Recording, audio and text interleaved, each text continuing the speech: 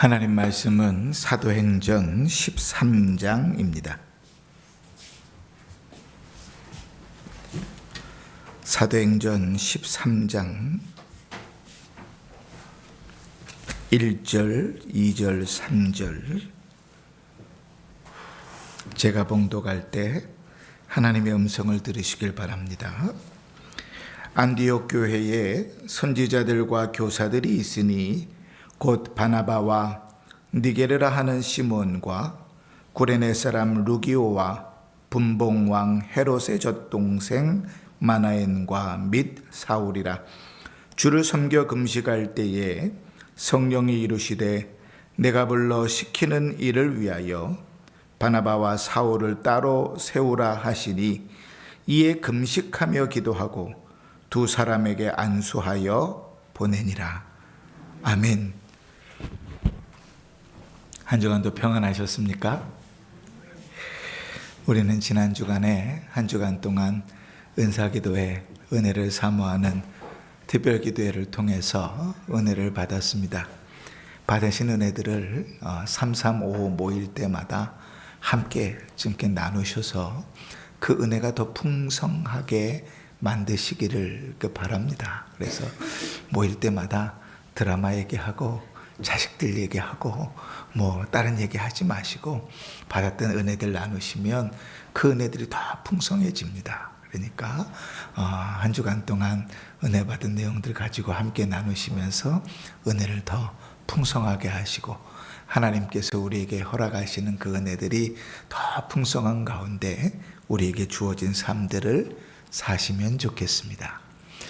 오늘 우리는 주일 예배를 드리면서 교회 설립 38주년을 기념해서 감사 예배를 드립니다.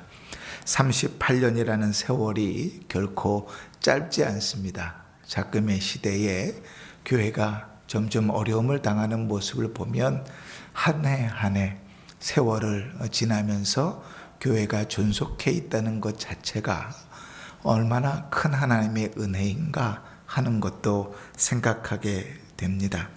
시대는 세월처럼 흘러가고 그 흐르는 시대 속에서 세상은 점점 바뀌어져 갑니다.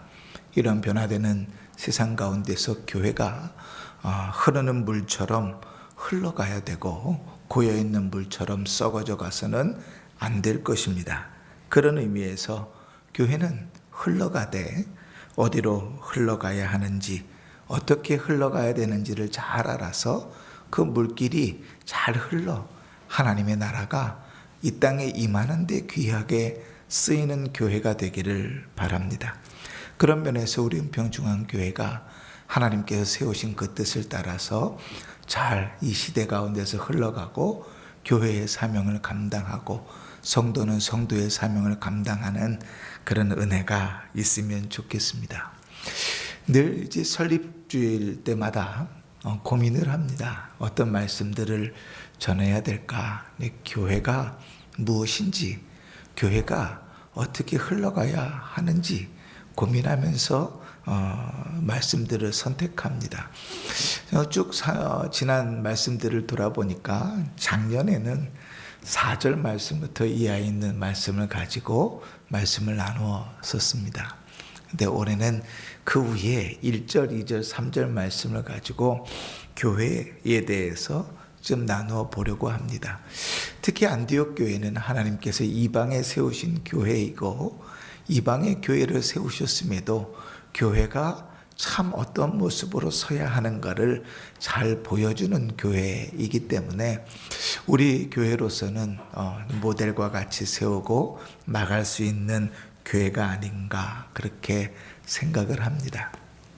사도행전을 읽다 보면 사도행전은 크게 두 분류로 나누어집니다. 사람을 기준으로 삼으면 앞부분은 베드로가, 뒷부분은 바울이 주인공이 돼서 내용들을 이끌어가고, 교회를 중심으로 보면 앞부분은 예루살렘 교회가, 뒷부분은 안디옥 교회가 중심이 돼서 복음의 역사들을 보여갑니다.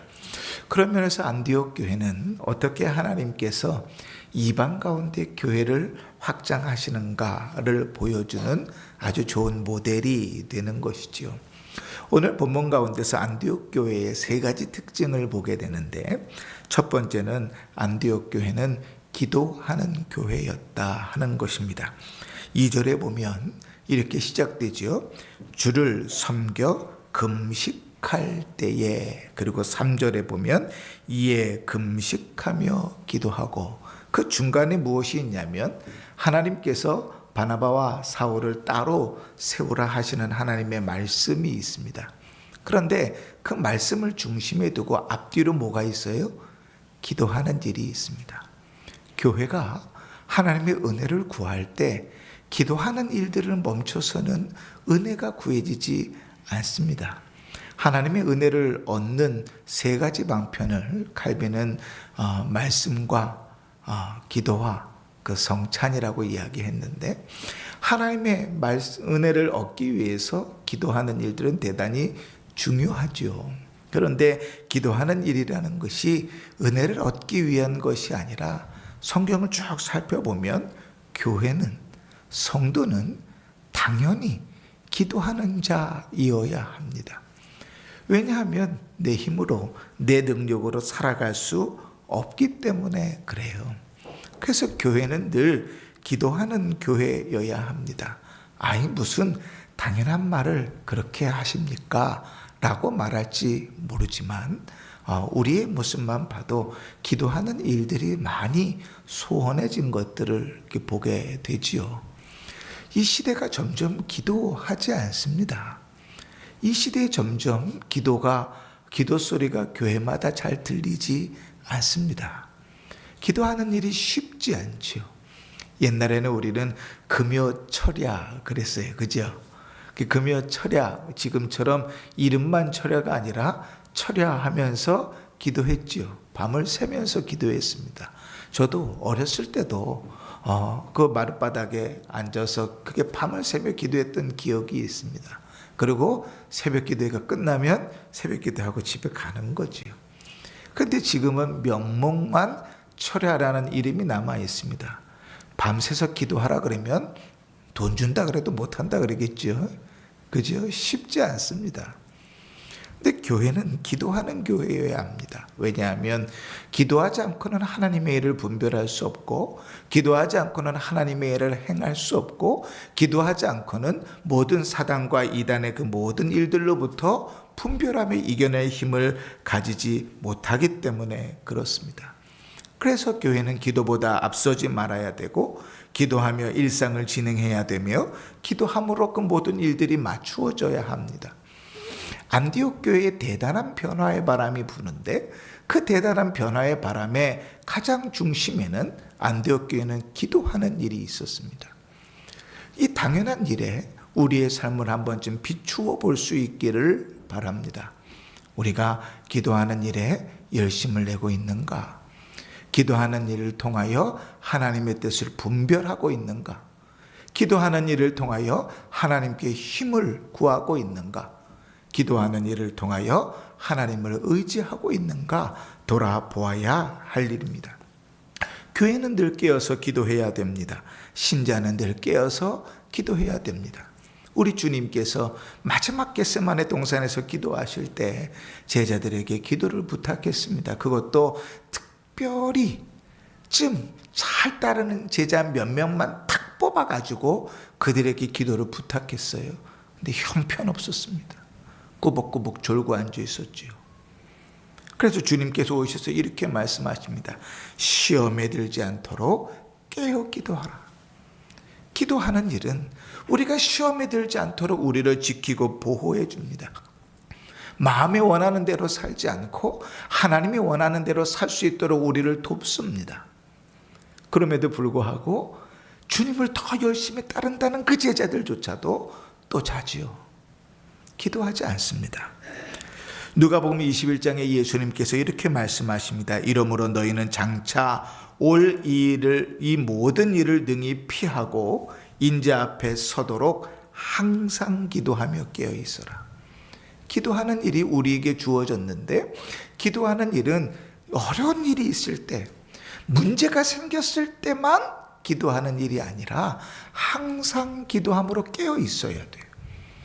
그래서 항상 기뻐하라, 쉬지 말고 기도하라. 우리에게 주어진 일은 늘 기도의 삶입니다. 걸어가면서도 기도하는 것이고, 예배를 드리는 이 자리에서도 우리의 마음은 하나님께서 은혜를 주시기를 기도하며 이 자리에 앉아 있어야 할 것이지요. 그래서 사도 바울도 골로새 교회를 향하여 이렇게 말합니다. 기도를 계속하고 기도에 감사함으로 깨어 있어라. 기도하라. 교회가 있는 곳에는, 성도가 있는 곳에는 기도가 멈추었을 수 없습니다.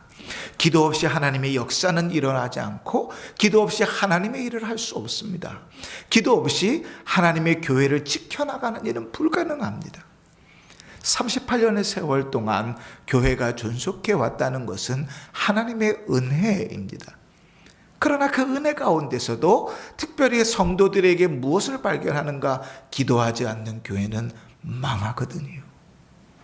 그러니 교회의 성도들이 모여 기도했다는 것을 우리는 알 수 있지요. 안디옥 교회는 기도하는 교회였습니다. 그런데 한 걸음 더 나아가서 안디옥 교회는 기도만 하는 교회는 아니었습니다. 기도만 하고 마치 신령한 것처럼, 신비주의자들처럼 기도만 하면서 음성을 들으려 하고, 기도만 하면서 하나님의 뜻을 분별하려 하는 것이 아니라, 기도하면서 성령의 인도함을 따라 하나님의 뜻을 분별할 줄 아는 교회였습니다. 기도하는 가운데 성령께서 바울과 바나바를 따로 세우라는 주의 음성을 듣습니다. 기도하는 중에 주의 음성을 들었습니다. 그러면 하나님의 뜻입니까? 아닙니까? 하나님의 뜻이겠지요. 우린 그렇게 생각하잖아요. 그럼 그대로 실천하면 되지. 그런데 안디옥 교인들이 3절에 뭐라 그러죠? 이에 금식하며 기도하고. 기도하면서 하나님의 뜻을 발견했어요. 하나님의 말씀을 들었어요. 그런데 하나님의 말씀이구나 하면 순종하면 되는데, 순종하기 전에 뭐래요? 기도하면서 그 일들을 감당하는 거예요. 하나님의 말씀을 분별하는 일에 있어서 우리는 힘쓰며 애써야 됩니다. 하나님의 뜻은 이미 우리에게 성경을 통해서 주어졌거든요. 그러니 하나님의 말씀을 통해서 주의 뜻을 잘 분별하여 살아가는 것은 성도에게, 교회에게 주어진 본분입니다. 교회가 하나님의 말씀을 분별하지 않으면 쉽게 이단에게 빼앗겨 버립니다. 신자가 하나님의 말씀에 무장되어져 있지만 않으면 그 신자의 삶 속에 하나님의 경건의 능력이 나타나지 않습니다. 하나님 말씀이 분별될 것을 늘 성경은 우리에게 요구합니다. 그래서 로마서 12장 1절에 우리가 너무나 잘 아는 말씀이 있잖아요. 그러므로 형제들아, 내가 하나님의 모든 자비하심으로 너희를 구하노니 너희 몸을 하나님이 기뻐하시는 거룩한 산제사로 드리라. 이는 너희의 드릴 영적 예배니라. 그러면서 하나님의 선하심과 기뻐하심과 온전하신 뜻을 분별하도록 하라. 하나님께 우리의 삶을 영적인 예배로 드리는 삶에 주의 말씀은 분별하지 않고는 그건 불가능한 거예요. 우리의 삶에 하나님이 기뻐하시는 삶으로 드려지느냐, 하나님께 예배의 삶으로 드려지느냐가 하나님의 뜻을 분별하지 않고는 불가능한 거예요. 하나님의 선하시고 기뻐하시고 온전하신 뜻이 무엇인지 깨달아 알아야 그대로 살아가지는 것이죠. 그러니 하나님의 말씀은 분별하는 일은 대단히 중요합니다. 교회는 늘 주의 말씀을 분별하는 것 안에 걸어가야 되는 것이지요. 교회가 진행되는 그 일들 속에서, 성도가 살아가는 삶들 속에서 하나님의 말씀과 관계없는 그 길들을 걸어간다면, 그런다면 그건 교회의 길을 포기하는 것입니다. 교회는 하나님의 말씀을 따라 걸어가는 것이 교회입니다. 예수님께서 베드로에게 반석 위에, 이 반석 위에 교회를 세우겠다고 말씀하십니다. 신앙의 고백 위에 교회를 세우시는 것입니다. 하나님의 말씀 위에 교회를 세우시는 것입니다. 우리 구주 예수 그리스도 위에 교회를 세우시는 것입니다. 그러니 하나님의 말씀을 분별하지 않고는, 주님의 뜻을 따라가지 않고 교회가 움직이는 것은, 그것은 교회의 길을 스스로 포기하는 것입니다. 신자의 삶도 마찬가지입니다. 신자가 살아가는 삶들 속에서 하나님의 뜻을 분별하지 않고 내 뜻을 하나님의 뜻이라고 우기며 걸어가는 삶은 스스로 신자기를 포기하는 것입니다. 하나님께서 수많은 사람들을 통해서 수천 년에 걸쳐서 성경을 기록하시고 보존하셔서 우리 손에 들려주는 이유를 무시해버리는 것입니다.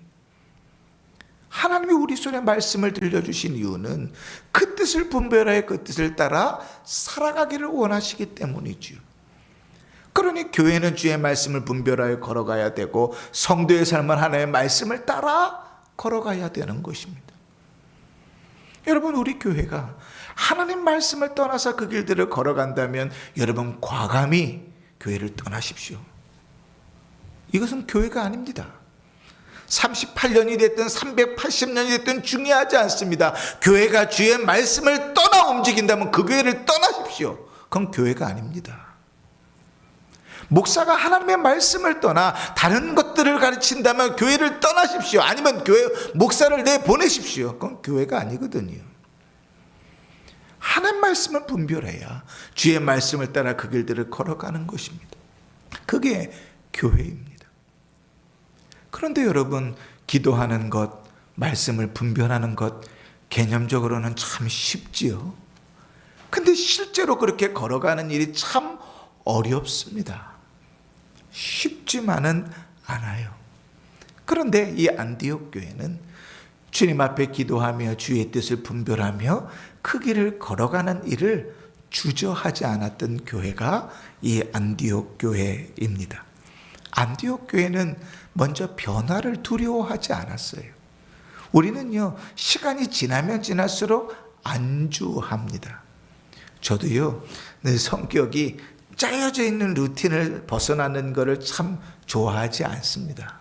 그래서 안정적으로 스테이블하게 쫙 주어진 것들이 진행되는 것을 좋아합니다. 근데 나이를 먹으니까요, 변화를 주저해요. 변화하려 하지 않아요. 그런데 교회가 변화하지 않으면 교회는 곧 도태됩니다. 안디옥 교회는 엄청난 변화의 위기 앞에 있습니다.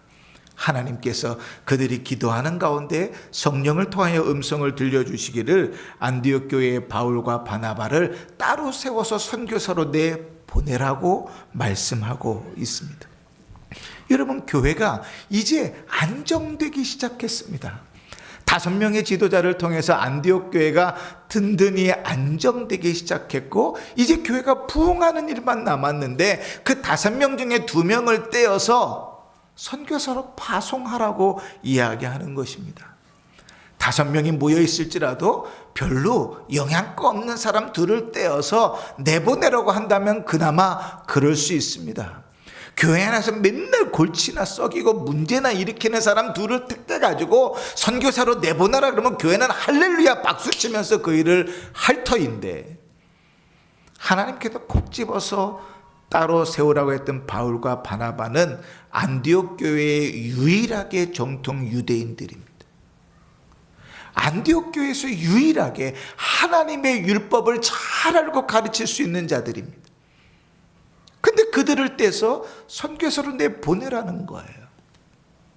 여러분, 오늘 우리가 읽은 1절 말씀에 안디옥 교회 구성원들의 이름이 5명 기록되어 있습니다. 첫 번째 언급되는 사람은 바나바인데 사도행전 4장에 보면 이 바나바는 레위인으로서 원래 본명이 요셉입니다. 여러분, 우리는 요셉을 어디서 알아요? 요셉 그러면 제일 먼저 생각나는 사람이 누굽니까? 그죠? 창세기 맨 뒤에 나오는 아브라함, 이삭, 야곱, 그리고 요셉, 그지? 히브리식 이름입니다. 이 원래 바나바는 이름이 요셉이에요. 정통 레위인이고 정통 유대인입니다. 그러니 안디옥 교회에서요, 교회로서 역할들을 감당하고 예루살렘 교회가 소통할 수 있는 가장 적합한 사람이 누군가 하면 이 바나바입니다. 안디옥 교회에 문제가 생겼을 때 예루살렘 교회에서 파송한 사람도 바나바고, 이 예루살렘 교회 문제를 수습하려고 다녀와서 그 예루살렘 교회, 안디옥 교회 내용들을 예루살렘 교회에 보고한 사람도 바나바고, 교회를 세우기 위해서 사울을 데리고 온 사람도 이 바나바였어요. 레위인입니다. 레위인이니까 율법에 당연히 능통했겠지요. 정통 유대인입니다. 예루살렘 교회와 소통을 하는데 전혀 문제가 없는 사람입니다. 근데 그를 내보내라고 그러는 거예요. 두 번째로 언급되는 사람이 누군가 하면 니게르라 하는 시므온입니다. 시므온은 히브리식 이름입니다. 히브리식 이름이니까 우리가 추측할 수 있는 것은 이름만 보아서는 이 사람 유대인인가? 라고 생각할 수 있는데, 이 사람을 수식하는 이름이 니게르라는 거죠. 니게르라 하는 시므온, 이렇게 표현되어져 있습니다. 이 니게르라는 말은 헬라어로 검다라는 뜻입니다. 이 니게르라는 말에서 아프리카 흑인을 뜻하는 니그로라는 말이 나왔습니다. 그러니까 이 시므온은 히브리식 이름을 쓰고 있는데 히브리식 유대인이 아니라 아마도 흑인 노예 출신일 것이라 이렇게 생각이 됩니다. 그러니까 아프리카 흑인 보셨어요? 까맣고 키는 크고 몸은 좋은 사람이죠. 세 번째로 나오는 사람이요, 구레네 사람 루기오입니다. 이 구레네는 지금의 리비아 지역입니다. 아프리카 북부지요. 루기오라는 이름은 로마식 이름입니다. 그러니까 이 사람은 원래 유대교하고는 별로 관계가 없는 사람이에요. 성경이 제공하고 있는 내용만 가지고 우리가 생각했을 때는 이게 다입니다. 이 사람에 대해서 알 수 있는 것이 무명의 이방인 출신 그리스도인, 유대인과 율법과는 전혀 관계가 없는데 예수를 믿은 자.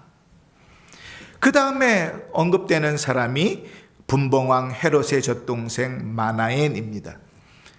이 마나엔을 수식하는 말이 두 가지 단서가 있는데, 하나는 젖동생이라는 말이에요. 이 헬라어로 젖동생이라는 말은 두 가지 의미를 갖습니다. 하나는 같은 어머니에게서 난 형제, 혹은 어려서부터 함께 자란 중마지우를 얘기할 때 쓰는 말입니다. 전자를 택한다면 이 마나이는 누군가 하면 분봉왕 헤롯의 아주 유력한 형제여 측근입니다. 헤롯은 로마 식민 치하에 있을 때 유대인들을 착취하던 지배계층이지요. 야고보 사도를 죽이고 바울을 잡아 가두었던 자가 이 헤롯입니다. 근데 그의 동생이라고요. 우리 식으로 따지면 유대인의 입장에서는 로마의 앞잡이가 돼서 사리사욕을 챙기는 사람, 이렇게 생각될 수 있는 사람입니다.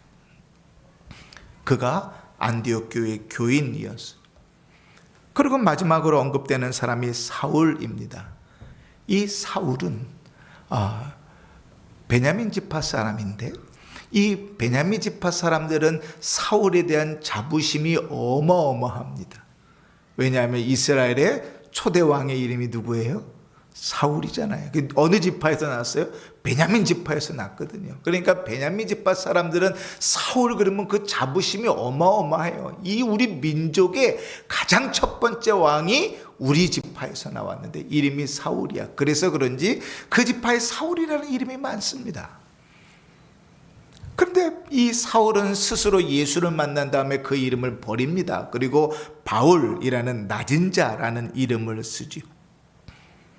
이 낮은 자라는 이름을 쓴 이후부터 바울은 완전히 다른 인생을 삽니다. 교회를 핍박하고 예수 믿는 자들을 잡아 죽이던 자가 이제 교회를 세우는 자가 되지요. 바나바가 이 바울을 데려다가 안디옥 교회에서 말씀을 1년 동안 가르치면서 안디옥 교회를 세웁니다. 이 바울은 가말리엘의 문화생이었다 이렇게 얘기합니다. 당시에 가장 유명한 스승의 제자였다는 말입니다. 율법에 능통한 사람이었습니다. 하나님 말씀을 너무나 잘 아는 사람이었습니다. 그런데 하나님께서 이 안디옥 교회에 이 다양한 사람들 중에 하나님의 말씀을 가장 잘 알고 말씀을 잘 가르치고 예루살렘 교회와 잘 소통할 수 있는 딱 두 사람을 떼어다가 선교사로 내보내라는 거예요. 이 일이 쉬운 일입니까? 여러분, 안디옥 교회 지도자가 5명이 기록되어 있는데요, 어떤 사람은 노예 출신이고 어떤 사람은 헤롯의 젖동생입니다. 신분의 차이도 명확하게 나고요, 신분의 차이가 난다는 건 부의 차이도 명확하게 난다는 거예요. 서로 다른 사람들이 모여 있다는 것은 의견이 서로 다르다는 얘기고 하나 되기가 너무나 어렵다는 얘기입니다. 그런데 그 중심의 역할을 누가 해요? 하나님의 말씀이 합니다. 그 말씀을 가르치는 가장 유력한 사람이 바나바와 바울인데 그 둘을 따로 떼어서 선교사로 보내라는 거예요. 안디옥 교회 입장에서는 대단한 위기입니다. 바나바와 바울이 빠지고 안디옥 교회에 3사람이 남았을 때 이 3사람의 의견이 하나 되는 일이 쉽겠냐고요. 니게르를 아는 시몬은 노예 출신인데 마나에는 귀족 출신이고 이 2사람의 생각이 좁혀지는 게 쉽겠냐고요. 빈부의 차도 너무 많이 나는데 그 사람들이 하나 되어 교회를 섬기는 일이 쉽겠냔 말이에요. 그런데 그럼에도 불구하고 하나님께서 둘을 따로 세워서 선교사로 내보내라는 거예요. 이런 우리 같으면 어떻게 기도하겠습니까? 주님, 이건 아니지요. 차라리 니게르를 아는 시몬을 내보내십시오. 차라리 헤롯의 젖동생 마나엔을 내보내면 그래도 돈이 있으니까 잘 다닐 것 같지 않습니까? 아니, 바나바와 바울이라니요. 그럴 수 없습니다. 혹 그럴지 모르겠어요. 그런데 오늘 성경을 아무리 읽어봐도 안디옥 교회는 그 모든 하나님의 말씀에, 그 모든 복잡한 상황 중에서 걱정하고 염려하고 근심하는 게 아니라 뭘만 했어요? 기도했어요. 그리고 순종합니다. 변화를 두려워하지 않습니다. 걱정을 걱정하지 않습니다. 왜요? 주님이 원하시면 그 길을 걸어가는 것이거든요. 기도하면서 그 길을 걸어가면 하나님 그 길을 책임지시는 것이거든요. 분명히 내가 보기에는 바울과 바나바를 빼면 안디옥 교회는 무너져 버릴 것 같은데 안디옥 교회는 그때로부터 이제 이방 교회의 전초 기지가 됩니다. 안디옥 교회로부터 수많은 이방의 교회가 도움을 받고 안디옥 교회로부터 심지어는 예루살렘 교회가 어려움을 당할 때 예루살렘 교회도 도움을 받습니다. 하나님 말씀에 기도하며 순종하고 엄청난 변화 가운데서도 하나님 앞에 기도하면서 순종해 나가는 이 교회를 하나님께서 쓰시는 거예요. 그럼 다시 한번 생각해 볼까요? 안디옥 교회의 능력이 구성원에게서 났습니까? 아닙니다. 안디옥 교회가 부자여서요? 안디옥 교회가 예배당이 잘 지어져서요? 아닙니다. 안디옥 교회는 아주 기본적인 것에 충실했던 교회였어요. 안디옥 교회는 기도하는 교회였습니다. 안디옥 교회는 하나님 말씀을 분별하는 교회였습니다. 안디옥 교회는 주의 뜻이 들려지면 걱정하지 않고 염려하지 않고 변화를 주저하지 않고 순종하며 나가는 교회였습니다. 주님, 안 됩니다. 주님, 그럴 수 없습니다. 차라리 다른 사람들을 보내십시오. 수많은 이야기를 할 수 있는데 그런 이야기는 등장하지 않습니다. 그저 기도하고 순종할 뿐입니다. 역사는 언제 일어납니까? 그저 기도하고 순종할 때 일어납니다. 하나님의 능력은 언제 나타납니까? 그저 하나님의 말씀에 순종할 때 나타납니다. 여러분, 우리의 인생을 한번 돌아보세요. 우리 인생에 하나님께서 역사하시는구나, 하나님께서 일하셨구나, 하나님이 나를 도우시는구나, 하나님이 살아계시는구나, 이런 고백들은 언제 일어나요? 아무 일도 없을 때, 평안할 때, 그럴 때 그런 고백들이 막 마음속에서 밀려 올라옵니까? 아니요. 걱정이 있고 염려가 있고 근심이 있고 기도할 수밖에 없고 고민할 수밖에 없고 결단할 수밖에 없는 그 자리에 하나님의 역사는 일어나는 거예요. 그러니 여러분, 안디옥 교회는 변화를 두려워하지 않습니다. 수많은 걱정의 거리들을 가지고 싸잡고 있지 않습니다. 그저 기본에 충실하게 기도하고 분별하고 순종할 뿐입니다. 교회는 그러한 교회여야 합니다. 우리 은평중앙교회도 그런 교회이기를 바랍니다. 하나님의 교회는 하나님의 뜻을 분별하는 교회입니다. 하나님의 교회는 기도하며 그 뜻을 순종하는 교회입니다. 하나님의 교회는 하나님의 뜻을 기도하며 순종할 때 하나님의 놀라운 역사를 경험하는 교회입니다. 우리 은평중앙교회도 그러한 교회가 되기를 원합니다. 기본에 충실하고 하나님께서 원하시는 그 뜻에 충실하며 걸어가는 교회요 성도이기를 원합니다. 여러분, 우리 교회도 이벤트 많이 할 수 있어요. 막 은행빚까지 져가면서 막 선물 막 쏟아부으면서 그러면 많이 앉아 있을지 몰라요. 근데 그게 뭘 다 무슨 소용입니까? 기도하지 않고 주의 뜻을 분별할 수 없다면 수많은 사람들이 앉아 있을지라도 우수수 그 사람들이 다 떨어져 나가는 건 순식간입니다. 사랑하는 성도 여러분, 지난 38년 동안 하나님께서 교회를 지켜오셨습니다. 그리스도의 핏값으로 사신 교회를 주님께서 지켜오셨습니다. 수많은 사람들의 헌신과 수많은 사람들의 기도 가운데 순종 가운데 교회가 지금 여기까지 왔습니다. 그러나 교회는 여기에 멈춰서서는 안 됩니다. 세상은 점점 변해갑니다. 사람들의 인식도 변해갑니다. 그 수많은 문결들 속에서 기본을 지키고 본질을 지키면서 주의 뜻을 따라 변할 수 있는 교회가 되어야 할 것입니다. 우리 은평중앙교회가 교회 안에 세워져 있는 성도들이 그 은혜 가운데서 변화하고 그 은혜 가운데서 하나님의 역사를 경험하는 복된 성도들 되시기를 주의 이름으로 축원합니다. 아멘. 찬송가 210장